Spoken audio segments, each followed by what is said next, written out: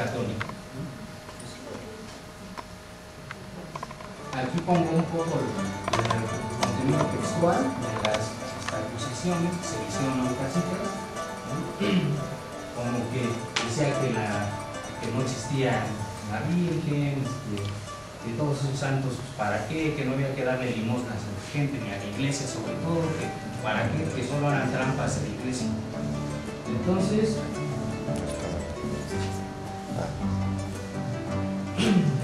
también denuncian que cuando le llegaban a decir algo que contrariara su modo de pensar, él se ponía agresivo, se molestaba, se enojaba, pero sobre todo que decía que estaba loco. Esto es una cuestión muy importante porque decir que está loco es uno de los elementos claves en su juicio.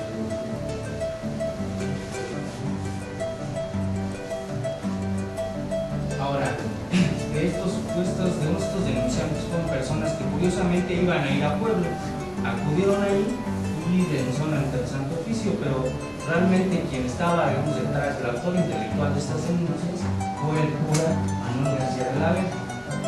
Era un cura que acudió ahí, escuchó el discurso de Orcasitas y le pareció transgresor, le pareció que estaba diciendo cosas que contrariaban a la religión católica y por eso mandó a estas dos personas que lo acusaron. Porque también en esa época era mucho más válido una acusación de personas que una acusación de un cura. Si el cura lo hacía, se consideraba como que no era tan objetiva la acusación. Tenían que presentarse testigos, gente común y corriente de ahí del pueblo que lo hubiera escuchado, si no, no procedía. Pero aún así, se cita a un amigo de Orcasitas, que es el señor Joaquín Martínez, pero él solo dijo que solo era una persona extravagante, él no consideraba que lo que decía fuera importante, entonces que no había que prestar mucho atención. Entonces,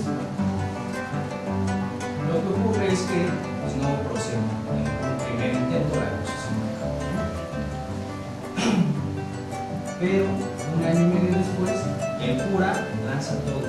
Digamos, él no cesa en tratar de acusar a Orcasitas, se queda con esta intención y empieza a recopilar todo un expediente de todos los decires, de todos los hablares, o hace todo un expediente de múltiples testigos y lo manda de nuevo al Santo Oficio, pero esta vez sí se centra ya no en la locura de Orcasitas, sino más bien en su discurso en contra de la religión, en la amenaza que este discurso podría significar a la religión católica.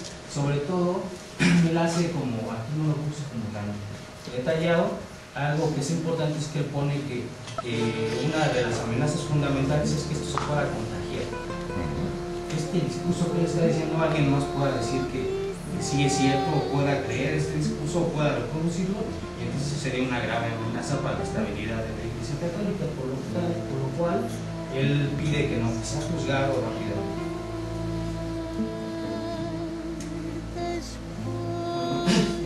Aquí pongo como desde el informe enviado el proceso duró 2 años. El fiscal que del Santo Oficio, el doctor Bergosa, junto a los investigadores, fue dirigido desde la Ciudad de México al proceso. Declararon 29 testigos a lo largo de todo el proceso.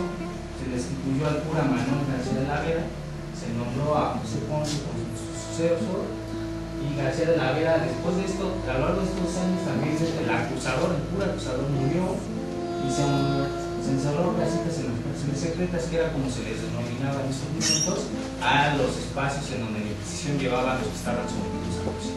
Se les llamaba cárceles secretas porque no sabían dónde estaban.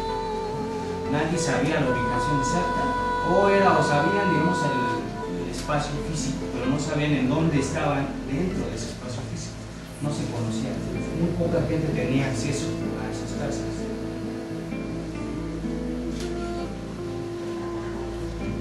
También se llamó y se hizo a los calificadores. Los calificadores eran sujetos que llegaban, analizaban los casos en esa época, sobre todo de la Inquisición, y hacían, digamos, que una respuesta al discurso por el cual se estaba acusando.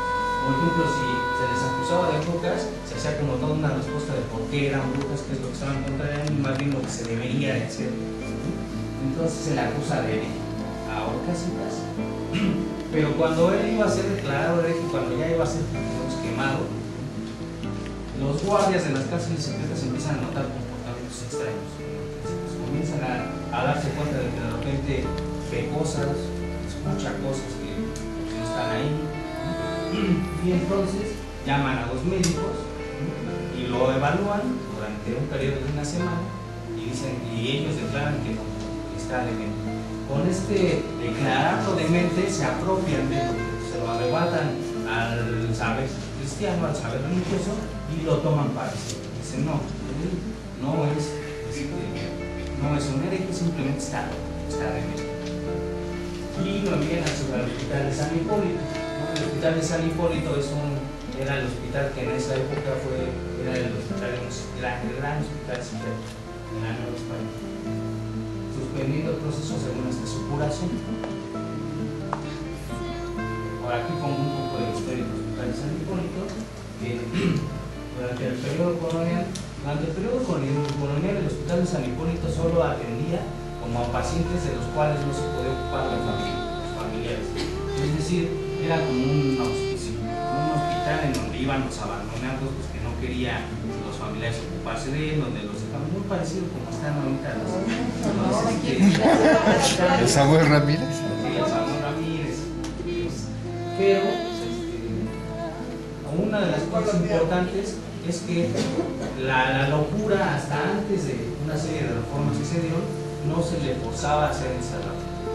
Es decir, si los familiares decían que ellos se ocupaban de la persona enferma, no había ningún problema, no se recomendaba forzosamente una hospitalización, simplemente con que se hicieran cargo los demás familiares, podían estar insertos en la comunidad. Pero hubo una reforma en donde la locura dejó de ser como esta parte inocente, como estos sujetos, los sujetos locos dejaron de ser como los que decían cosas incoherentes, los que decían cosas chistosas, los que eran graciosos, no, dejaron de ser eso para convertirse en sujetos peligrosos, en sujetos cuyo discurso era peligroso, porque amenazaba en gran medida, eran discursos transgresores del orden social, eran discursos en gran medida adelantados a su época, o discursos que iban por completo en oposición al orden moral, al orden religioso. Y entonces lo que ocurría es que la locura dejó de ser inocente, la locura dejó de ser una forma de expresión y pasó a ser una forma de peligro, una forma de amenaza a la que había que encerrar, a la que había que castigar. Estas son algunas fotos de lo que era el hospital de San Hipólito. No conseguí muchas, más sausos.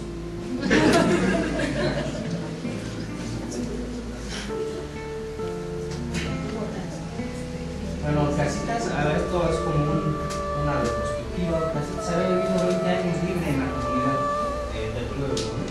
Y él era de Santander, España, él llega a la Nueva España y tiene un rancho, ¿no? Ahí en Teciutlán. Lo pierde, también ocupó algunos cargos públicos, pero tiene bastantes incapacidades para realizarlos, entonces también los pierde, ¿no? Los dejó, sobre todo fue alcalde mayor. Ahí tuvo algunos problemas con los peninsulares y se vio obligado a dejar el cargo. Después él vivió ya más bien de lo que daba su hermano, que se llama Ventura de la Mora, y él era capitán de la venta de tabaco en la ciudad de Teciutlán. Bueno, durante todos los años, durante todos estos 20 años que él vivió ahí, él repitió una gran cantidad de palabras que sean consideradas